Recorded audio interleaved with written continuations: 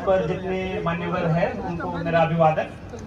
आप सभी यहाँ जो उपस्थित है उनसे मैं कुछ कहना चाहूँगा जो बहुत इम्पोर्टेंट है। आज का दिन मैं ये कहूँगा कि रैली या सत्कार इनका बहुत कम है। आज का दिन जो है वो बाबा साहब के जो विचार है उसको अपने दिल के अंदर कैसे बिठा सकते हैं ताकि ये मिट न जाए, उसका आज दिन है। बाबा साहब कहते हैं कि I am Indian firstly and lastly, मतलब मैं भारतीय हूं प्रथमता और अंतिमता।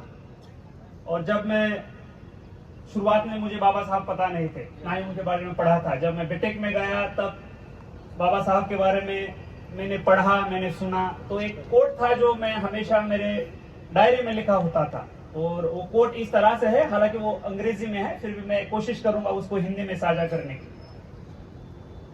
कि the ultimate aim of human existence is the cultivation of mind। मनुष्य अस्तित्व का अगर कोई अंतिम ध्येय है तो वो मानवीय मन का विकास है। तो ये बहुत व्यापक संकल्पना है, ये बहुत ही वाइडर कंसेप्ट है। इसमें समानता के लिए संघर्ष करना, समानता का लड़ा, महिलाओं के लिए अधिकार देना, वर्कर्स के लिए अधिकार देना, साइंटिफिक आउटलुक जिसे एक मॉडर्न आउटलुक बोलते हैं, विज्ञानवादी सोच वो है, जाति जाति में भेदभाव न करना वो है। तो ये कोड जो था वो मुझे उसने बहुत प्रभावित किया। सभी को पता है कि अगर धरातल पे समानता के लिए सबसे बड़ा संघर्ष अगर पूरे दुनिया में किसी ने किया होगा तो वो बाबा साहब ने किया है। महिलाओं के लिए, महिलाओं की समानता के लिए, उनके रिस्पेक्ट के लिए, डिग्निटी के लिए, उनके राइट्स के लिए, उनके एम्पावरमेंट के लिए धरातल पे अभी तक सबसे बड़ा संघर्ष किसी ने किया होगा तो वो बाबा साहब ने किया है। कुछ चीजें हैं जो आज के दिन उनके विचार जरूर लेने हैं, बट आज का ही वो दिन है जहां हमें रिफ्लेक्शन भी करना है। जो समाज बाबा साहब चाहते थे, जहां जाति जाति में भेदभाव ना हो, क्या उसको हम हासिल कर चुके हैं? उस पे सोचना बहुत जरूरी है। बहुत सारे लोग यहाँ होंगे जिनको मैं कहूंगा जरूर संविधान पढ़िए, बट उनके पास ना उतना टाइम होगा। बट मैं जरूर कहूंगा कि अगर आपको किस परिस्थिति में संविधान बनाया गया, किस तरह से संविधान बनाया गया, किस तरह की चीजें संविधान में है जिससे ये समाज जो है दुनिया की एक बहुत ही वाइब्रेंट डेमोक्रेसी है, उसको पढ़ना, उसको समझना बहुत जरूरी है। अगर आपके पास टाइम नहीं तो आप जरूर अपने संविधान की जो प्रस्तावना है उसको पढ़िए, जो फंडामेंटल राइट्स है, मूलभूत अधिकार है, उनको पढ़िए, directive principle of state policy है, उनको पढ़िए। आपको समझ में आएगा कि कितने मूलभूत अधिकार इस संविधान में बाबा साहब ने दिए हैं। जैसे राइट टू इक्वालिटी, समानता का अधिकार, जिसमें आर्टिकल 15 कहता है कि prohibition of discrimination on the basis of religion, race, caste, sex, place of birth, मतलब आप किसी के साथ भी किसी चीज को लेकर भेदभाव नहीं कर सकते।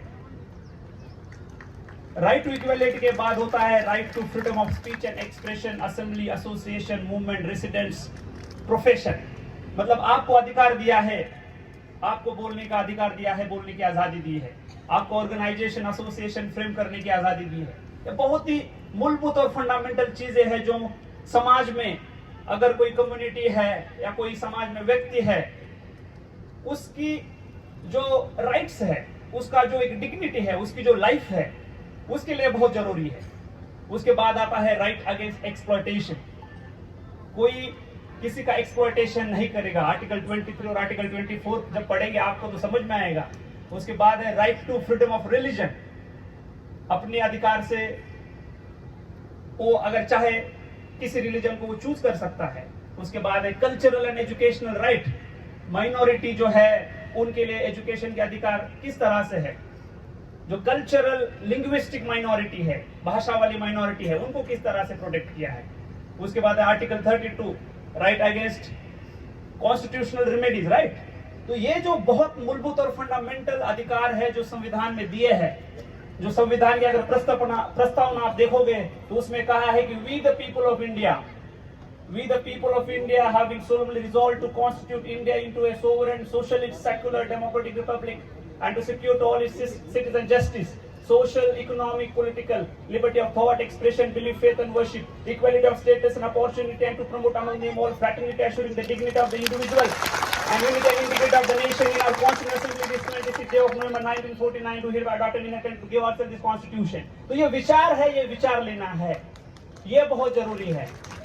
संविधान की प्रस्तावना को समझना है, संविधान में जो मूलभूत अधिकार दिए हैं उनको समझना है, ये बहुत जरूरी है। आज के दिन बाबा साहब को अपने दिमाग में लेना है, दिल में लेना है।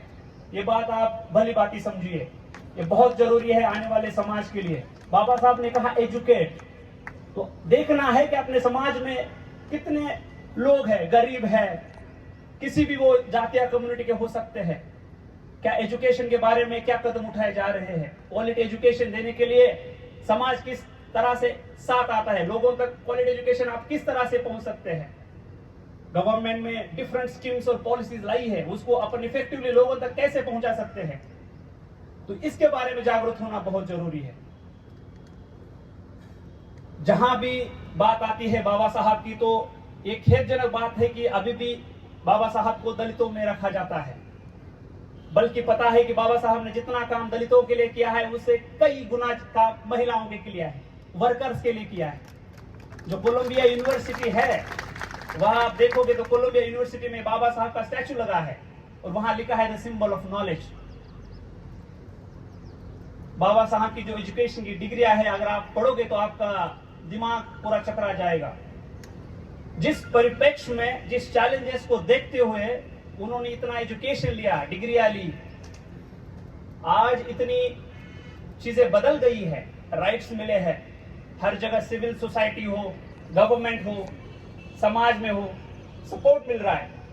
उस दौरान हायर एजुकेशन के लिए आपने कितने लोग जा रहे हैं, कितने लोग सोसाइटल लेवल पे सपोर्ट कर रहे हैं कि बच्चों को पढ़ाए? आज इस सांचौर में आप देखोगे तो आप हमारे सामने एक नशा का बहुत बड़ा चैलेंज है, बहुत ही बड़ा चैलेंज है, जिसको हम सबको मिलकर खत्म करना है।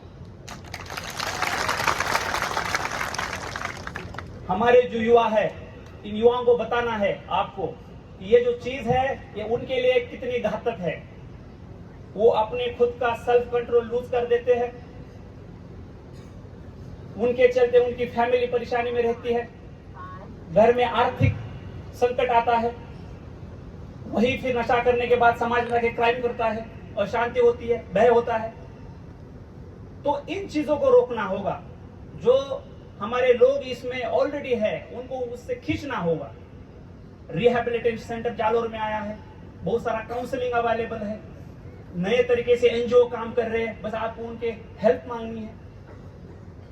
जो लोग इसमें जाने की संभावना है, जो 12th है, डिग्री है, उनको रोकना है, उनको पहले जागरूक करना है, उनको अवेयर करना है। उसके बाद जो लोग प्रत्यक्ष और अप्रत्यक्ष रूप से इसको बढ़ावा दे रहे हैं, नशीली पदार्थ की मुनवार कर रहे हैं, नशीली पदार्थ सप्लाई कर रहे हैं, एमडी, स्मैक, गांजा, अफीम, डोडा, इसको किसी भी हालत में बर्दाश्त नहीं करना है। अगर आपने आज ठान लिया, बाबा साहब के जयंती के अवसर पर आपने ये ठान लिया कि मैं इस नशा को खत्म करूंगा, आने वाले मेरे बच्चों का फ्यूचर सुरक्षित करने की जिम्मेदारी अपने हाथ में है, और ये जिम्मेदारी अगर आपने उठा ली तो आज ये जयंती सेलिब्रेट करने का पूरा मैं बोलूंगा कि सफल हो गया, सार्थक हो गया। यहाँ आके घोषणा देके या सत्कार करके वापस बिल्कुल नहीं जाना है। यहाँ आने के बाद बाबा साहब के विचार जो है वो दिल में लेना है, दिमाग में लेना है। हमारे सामने क्या चैलेंजेस है उसको देखना है, उसको सुनना है, समझना है, और फिर उस चैलेंजेस को हम कैसे पार कर सकते हैं। इसलिए गवर्नमेंट के साथ, समाज के लोगों के साथ, सिविल सोसाइटी के साथ मिलकर उसके खिलाफ लड़ा देना है। मैं जब तक यहाँ हूँ तब तक पुलिस प्रशासन का पूरा सहयोग रहेगा। हर कोई चीज जो समाज में संकट पैदा कर रही है उसके खिलाफ लड़ने के लिए पुलिस यहाँ की सक्षम है। तो मैं आपका ज्यादा टाइम नहीं लेता हूँ, बाकी मान्यवर है उनको भी आपसे बात करनी है। बट आज के दिन जो बाबा साहब की जयंती है, उस अवसर पे मैं आप सबको कहूंगा कि बाबा साहब सबके है, किसी पर्टिकुलर जाति के या पर्टिकुलर कम्युनिटी के नहीं है। बाबा साहब पूरे देश के है, पूरे समाज के है। देश का कोई ऐसा घटक नहीं है जिसके प्रोग्रेस के लिए, जिसके डेवलपमेंट के लिए बाबा साहब ने कंट्रीब्यूशन ना दिया हो। और जो चैलेंजेस उन्होंने उस टाइम कही थी, वो चैलेंजेस आज भी है।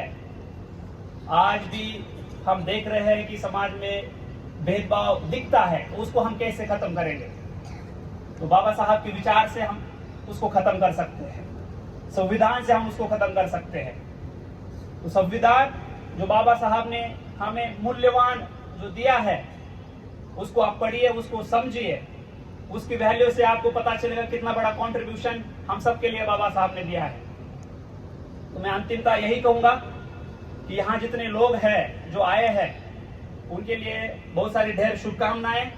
आप जागरूक है, आपको वाकई में लगता है कि आज के दिन मिलकर यहाँ बाबा साहब की जो थॉट्स है, उनकी जो विचारधारा है, उनकी जो जर्नी है, उसको आगे बढ़ाया जाए। जो हम हासिल ना कर सके उसके बारे में विचार मंथन किया जाए और उसको आगे कैसे हम बदलाव की तरफ ले जा सकते हैं, एक बेहतर सोसाइटी की तरफ ले जा सकते हैं, इसके लिए आप सभी जागरूक है। यहाँ जो मान्यवर है जो यहाँ आए और इनका हौसला बढ़ाने के लिए आए, उनका भी मैं दिल से आभार प्रकट करता हूँ। और यहाँ आके मुझे गौरवान्वित किया और बाबा साहब के जयंती पर मुझे बोलने का मौका दिया, इसके लिए मैं आप सबका तहे दिल से आभार व्यक्त करता हूँ। Thank you so much. जय हिंद, जय भारत।